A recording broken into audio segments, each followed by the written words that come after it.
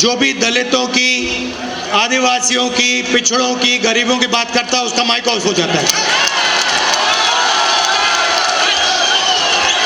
Mic off हो जाता है। आपने देखा होगा, मुझे कहा जब माइक ऑफ हो गया तो मुझे कहा, काफी लोग आए और उन्होंने कहा जाके बैठ जाइए। मैंने कहा मैं नहीं बैठूंगा, मैं खड़ा रहूंगा, मुझे नहीं बैठना। माइक जितना ऑफ करना है करो, मुझे जो बोलना है मैं बोलूंगा।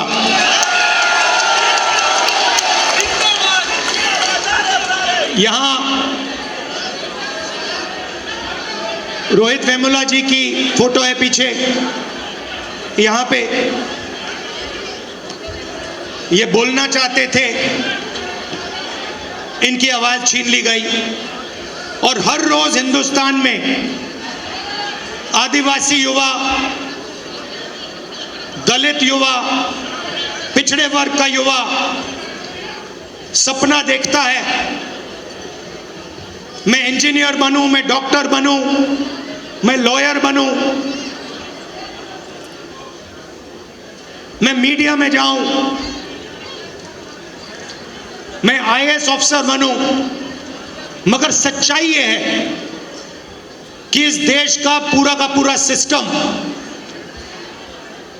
पिछड़ों, दलितों और आदिवासियों के खिलाफ खड़ा हुआ है। यह सच्चाई है, क्योंकि अगर नहीं होता तो मीडिया में हमें ओबीसी वर्ग के, दलित वर्ग के, पिछड़े वर्ग के युवा दिखते, एंकर दिखते, मालिक दिखते। 200 बड़ी कंपनियां हैं, अदानी जी, अंबानी जी, टाटा, बिरला। इन कंपनीज में दलित, आदिवासी, पिछड़े लोग हमें मैनेजमेंट में दिखते, मालिकों की लिस्ट में दिखते। मगर नहीं, आपको हिंदुस्तान की 200 सबसे बड़ी कंपनियों की मालिकों की लिस्ट में एक ओबीसी नहीं मिलेगा, एक दलित नहीं मिलेगा, एक पिछड़े वर्ग का नहीं मिलेगा। ये सच्चाई है। तो आपको कहा जाता है, दलितों को, आदिवासियों को, पिछड़ों को कहा जाता है कि यह देश आपका है, इस देश में आपकी भागीदारी है, इस देश में आपकी प्रगति हो सकती है। मगर अगर हम डेटा को देखें तो यह बिल्कुल झूठ साबित होता है। डेटा दिखाता है कि 90 लोग हिंदुस्तान की सरकार को चलाते हैं, बजट बांटते हैं। 90 में से 3 दलित, 3 ओबीसी, 1 आदिवासी। 100 रुपए में से 5 रुपए ओबीसी वर्ग निर्णय लेता है। 100 में से 5, आपकी आबादी 50%, भागीदारी 100 में से 5। दलित भागीदारी 15%, आबादी 15%, भागीदारी 100 रुपए में से 1 रुपया। आदिवासी 8% आबादी, भागीदारी 100 रुपए में से 10 पैसा।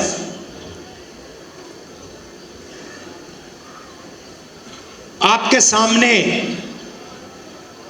दीवार खड़ी हुई है और आप जानते हो, और आप इस बात को गहराई से समझते हो। समझते हो नहीं समझते हो? यस सर, समझते हो ना ठीक से कि आपके सामने दीवार खड़ी है और उस दीवार को नरेंद्र मोदी और आरएसएस मजबूत करते जा रहे हैं। जहां भी उनको अपॉर्चुनिटी मिलती है वो दीवार में सीमेंट डाल देते हैं। पहले पब्लिक सेक्टर हुआ करता था, उसको निकाल दिया, सारा का सारा प्राइवेटाइज कर दिया, दीवार मजबूत की। पहले सरकारी स्कूल हुआ करते थे, सरकारी अस्पताल हुआ करते थे, सारे के सारे हटा दिए। आज दलित को, आदिवासी को, पिछड़े वर्ग के किसान को कोई भी इलाज की जरूरत हो, लाखों रुपए आपके जेब में से निकलते हैं। निकलते नहीं निकलते? और कहां जाते हैं? आपकी जेब में जाते हैं क्या? पिछड़ों की जेब में जाते हैं, दलितों की जेब में जाते हैं, आदिवासियों की जेब में जाते हैं? नहीं, 25 अरबपतियों की जेब में जाते हैं। उन 25 अरबपतियों में मुझे दलित नाम बता दो, आदिवासी नाम बता दो, पिछड़े वर्ग का नाम बता दो। मैं खड़ा हूं, बता दो, एक नाम बता दो। अदानी आदिवासी है क्या? दलित है, पिछड़े वर्ग का है। अंबानी आदिवासी है क्या? दलित है, पिछड़े वर्ग का है। टाटा, बिरला, ये आदिवासी है, दलित है, पिछड़े वर्ग के को नहीं। तो सारा का सारा आपका धन आपके जेब में से निकालकर उनके ओर जा रहा है। और उसमें मैं कहना चाहता हूं 5%, 7% बेचारे जनरल कास्ट के गरीब लोग भी शामिल हैं, उनको भी कुछ नहीं मिलता। खोखले सपने दिए जाते हैं। 24 घंटा मैं 20 साल से देख रहा हूं, 24 घंटा आपको बताया जाता है कि आपको जगह है, आपकी जगह है, आपको जगह मिलेगी, मगर नहीं। और हो क्या रहा है? आस्ते आस्ते दीवार मजबूत होती जा रही है।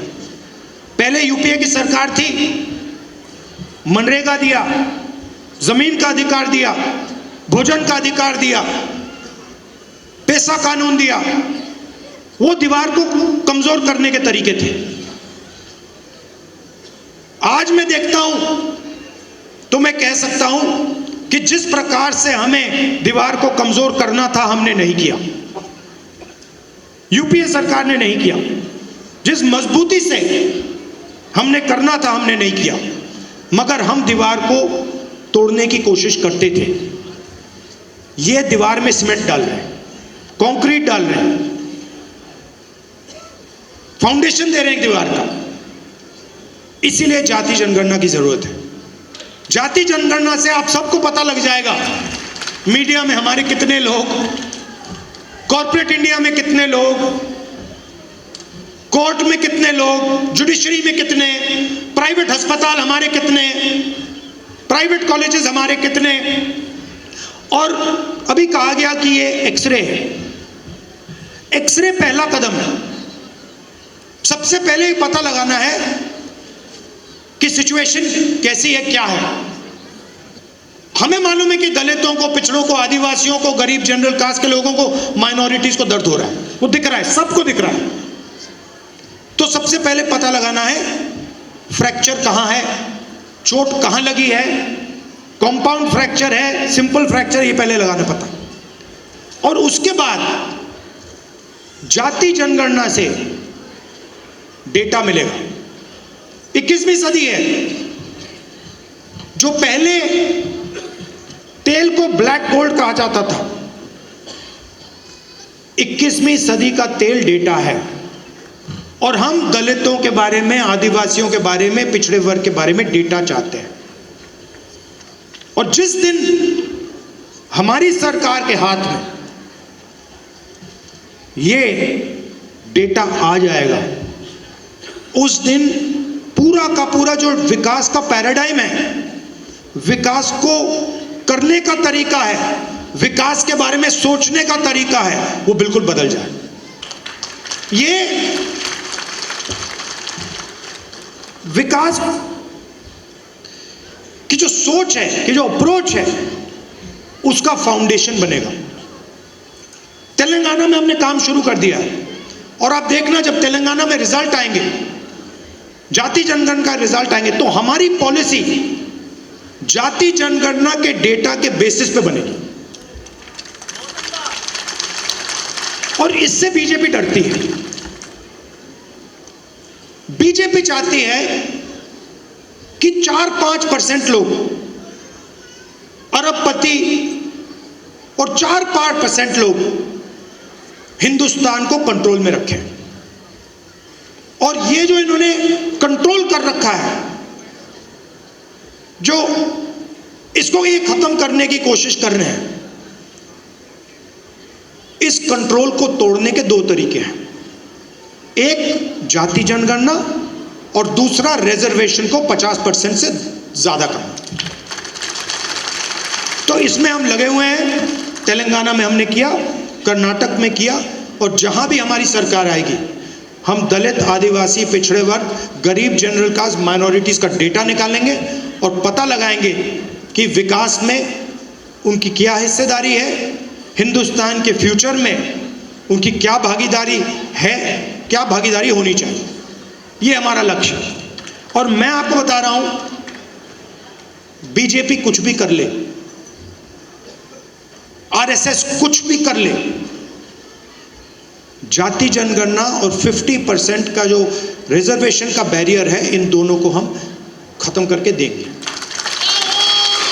नेशनल लेवल पे। मैं आपको कह रहा हूं, मैंने लोकसभा में कहा है, मैंने वायदा किया है वहां पे, इस कॉन्स्टिट्यूशन पे वायदा किया है कि जाति जनगणना को हम इसी लोकसभा में पास करके दिखाएंगे। क्यों? क्योंकि हम ये जो संविधान है, इसकी सोच की रक्षा करना चाहते हैं।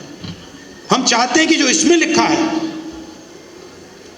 कि हिंदुस्तान के सब लोग एक समान हैं, one man one vote, equality, fraternity, उसके लिए हम लड़ रहे हैं और ये काम हम पूरा करके आपको देंगे। मैं चाहता हूं, यहां आपने मीटिंग की, मैं चाहता हूं कि जाति जनगणना का जो मैसेज है और 50% रिजर्वेशन का जो मैसेज है, आप सब हिंदुस्तान के गांव-गांव में, हर शहर में, हर सड़क में आप जाके फैलाओ। जहां भी आप जाओ, आपका एक ही मैसेज होना चाहिए, इस देश में 90% लोगों के साथ अन्याय हो रहा है, रोज हो रहा है, हर रोज हो रहा है, हर मिनट हो रहा है। और अन्याय को खत्म करने का तरीका जाति जनगणना और रिजर्वेशन को 50% से आगे बढ़ाना है।